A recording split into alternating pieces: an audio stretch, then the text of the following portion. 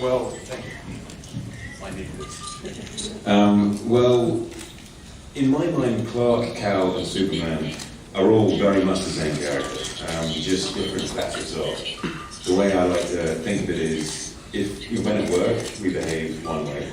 When at home, we behave another way. And when we're doing something in particular which may be out of character, but heroic, for example, is another way, and that'd be the Superman thing. Ultimately, it's all the same, we're all the same person in those different roles. We're just playing different roles depending on the environment we're in.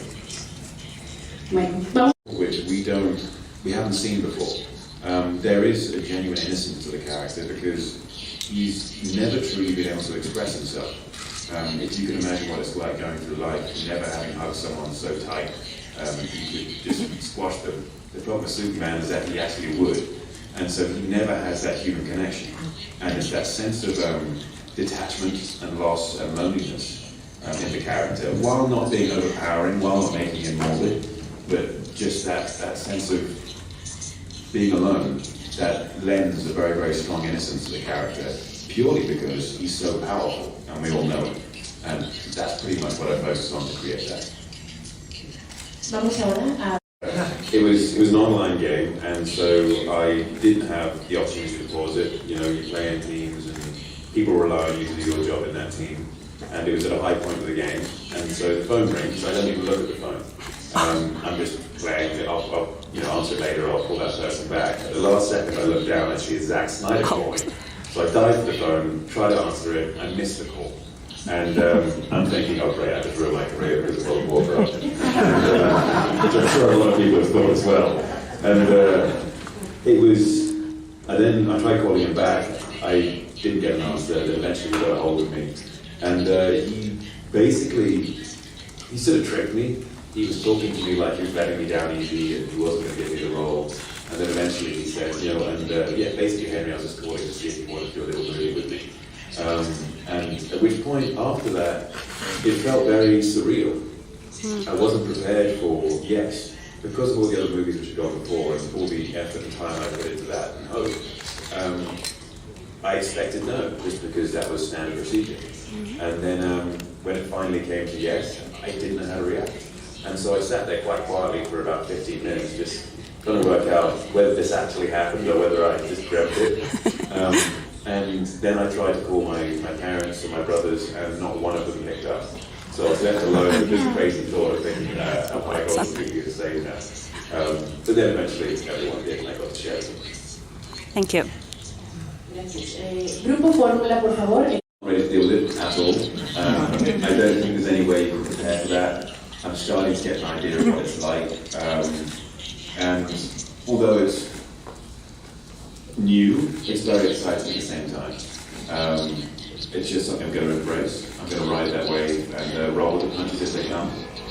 What's it like wearing a suit? The suit's very special.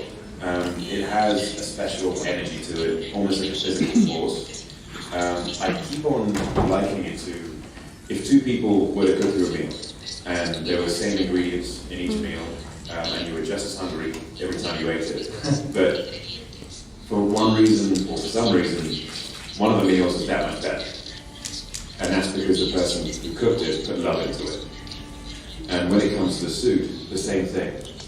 Anyone could have put this suit together with the same measurements, the same concepts, but for some reason this was incredibly special because people put love and attention, and they had a genuine respect and importance held for the character. So it felt, you put it on, as much as the suit was slightly uncomfortable, when you put it on, you feel different. I felt very, very different. And everyone around me treated me very differently as well. And so I can't quite put my finger on it, but the suit has something very special. That's amazing. Thank you very much. Thank you. Very much so. The one thing about Superman in past live action, I think, which is very present in the comic books, but for some reason they've made a live action, is the humanity of it. What makes him really special is that although he's this alien, he's so very human at the same time.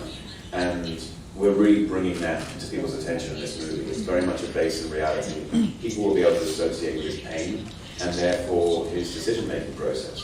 And because he experiences that pain, when he makes what is perceived as a good decision or a decision for good, it makes it mean more as opposed to, well, of course he's doing a good thing to be Superman. So yeah, to answer your question, I genuinely think this is going to change the way people who aren't just mega fans of the character, it's going to change the way they look.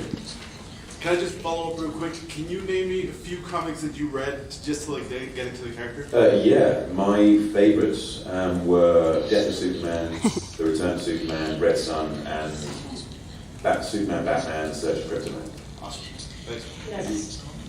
It's going to sound like a very boring answer, but I saw him exactly as I played him. I've always viewed the character that way. I was never a comic book fan growing up, but I never understood why people thought Superman was boring.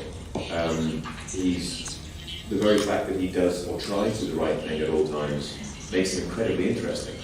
Because someone who just does bad stuff or cool stuff or is sarcastic, to me that's boring. And I always realized he was this lonely soul who just wanted to do the best that he could for everyone around him. So nothing's changed in my opinion. I just got a more complex view of him because I got to live in his shoes for a bit. Well, my approach was just very straightforward and honest. I thought we're all standing here looking at him. It looks weird and it's rude, and so I should go up and say hello at least. Interacting like a human being as opposed to anything else. And that support he gave me, that picture he gave me, said, "Dear Henry, a journey of 1,000 miles begins with a single step." It really did help keep me going. I mean, I had a great support base with my friends and family as well back home, who would say, you know, keep on pushing. But every time I go to LA for 3 months at a time, work very, very hard to try and get a job. Lots of auditioning all the time, but not working, so obviously making no money. And then I go back to Jersey or London and work in a bar there until I make enough money to go back. Eventually it starts to wear on you, and you start to question whether you should stay in the industry and whether you're not getting the jobs for the right reasons, or whether you can then learn to do the right things, or whether you're not getting the jobs for the wrong reasons, and whether you should actually just cut your losses and go do something else while you're still young. And that picture, every time I went home, always reminded me that it's not an easy journey. The 1,000 miles is just the first step, effectively. And so it just kept me taking those steps day by day to ultimately end up here, I suppose. Vamos con la última pregunta.